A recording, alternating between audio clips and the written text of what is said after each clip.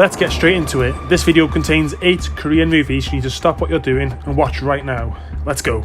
First on the list is a film called Special Delivery, released in 2022, written and directed by Park Dae-min. Yoon-ha is a regular junkyard worker who secretly takes on unusual delivery tasks. One day, Yoon-ha goes to Seoul to pick up a client who's involved in gambling fraud. He wants to escape abroad.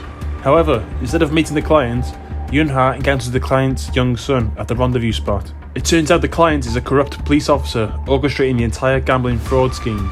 He pursues the missing child who possesses the security key to a bank account holding $30 million. Yoon-ha engages in a lengthy chase from Seoul to Busan, battling against the police to protect the child. If you enjoyed Jason Statham's The Transporter movie series, then you'll love this film. This film stars Park So-dam, who also starred in the Oscar-winning film Parasite. Next on the list is The Villainess, released in 2017, directed by Jung Byung-gil. Suk-hee, raised by gangsters and trained to be a deadly assassin, is finally captured. She's offered the chance at a new life by a shady intelligence agency, but there's a catch. She must serve as a sleeper agent for a full decade. However, things get complicated as her past catches up with her, risking her cover being blown. Betrayals and conflicting loyalties lead her down a dangerous path of chaos and revenge. You need to watch this movie. It's worth watching the movie just for the fights and action scenes. The fight scenes are so good that you kind of forget what the rest of the story is about. If you like seeing a young petite girl beat the shit out of like 50 guys at once, then this is the movie for you. Next up on the list is Parasite. Released in 2019, was directed by Bong Joon-ho. And after winning just about every single award at the 2019 Oscars, this is another film that you need to watch now. The movie tells the story of the struggling Kim family, who live in a small basement apartment. When their son gets a job tutoring for the wealthy Park family's daughter, the poor family sees the opportunity to infiltrate the lives of the rich family by getting themselves jobs as staff, working for the rich family's household. However, as they get caught up in the lies and unexpected events, their fragile balance risks unravelling and exposes the stark differences between the two families. The movie skillfully combines suspense, dark comedy, and social commentary, exploring themes of class division and greed.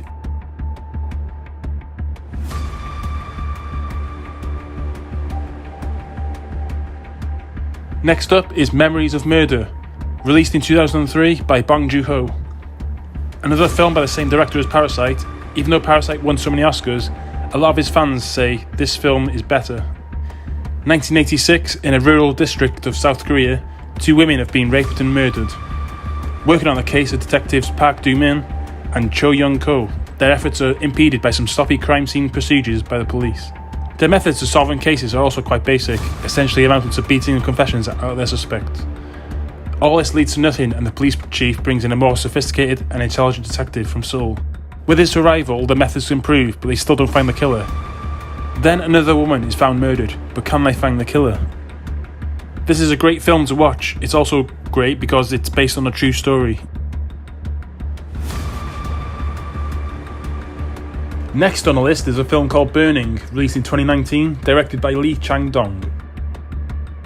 Delivery man Jongju is out on a job when he runs into Jaime, a girl who used to live in his neighbourhood. She asks him if he minds looking after her cat while she's away on a trip to Africa. On her return, she introduces him to an enigmatic young man named Ben, who she met on her trip. Ben has a very strange personality, and we find out that he has a very unusual hobby. Last time I checked, this film is on Netflix and stars Steven Yeun, who's one of my favourite actors. Pretty much every film he's in is great. He portrays the Ben character, who's very creepy in the way he behaves and by how quiet he is. This film has a very eerie feeling throughout, and it's definitely worth a watch.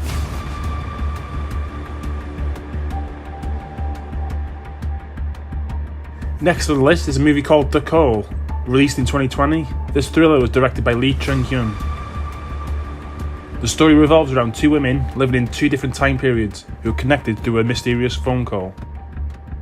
Seo-yeon is a young woman living in the present day. She moves into her family's old home. While exploring the house, she discovers an old cordless phone and begins receiving phone calls from a woman named Young Shuk. To her shock, she realises that the calls she keeps receiving are from a girl living back in 1999. The mystery behind the time-crossed phone calls unfolds, and the characters must confront the ramifications of meddling with the past, as the actions of the girl who's living back in 1999 has an effect on the girl living in the present day. If you've seen the film The Butterfly Effect with Ashton Kutcher, then this film is kind of similar, where The actions of people in the past has an effect on the people in the present day. The film is available now to watch on Netflix. Next on the list, released in 2017, is A Taxi Driver, directed by Jang Hoon. In May 1980, a solo taxi driver receives a tempting offer. He's offered a significant amount of money to drive foreign reporter Peter to Gwangju and back before the military curfew. Eager to cover his unpaid rent, the taxi driver agrees without asking many questions. Along the way, they encounter roadblocks but manage to enter Gwangju. There, they witness large-scale protests against the government. The taxi driver worries about the dangers and urges Peter the journalist to return to Seoul.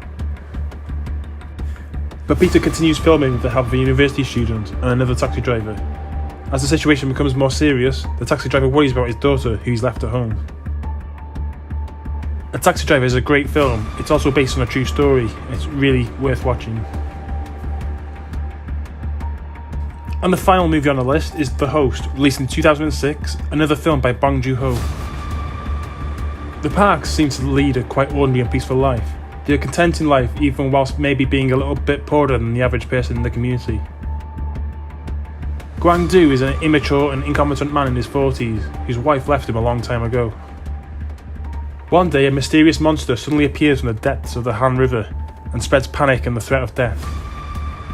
The daughter is carried off by the monster and disappears.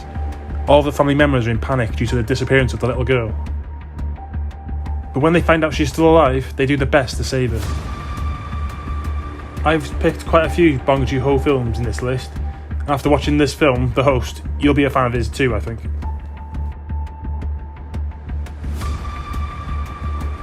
And there we have it, my list of the top 8 Korean films you need to watch now. Watch them and thank me later.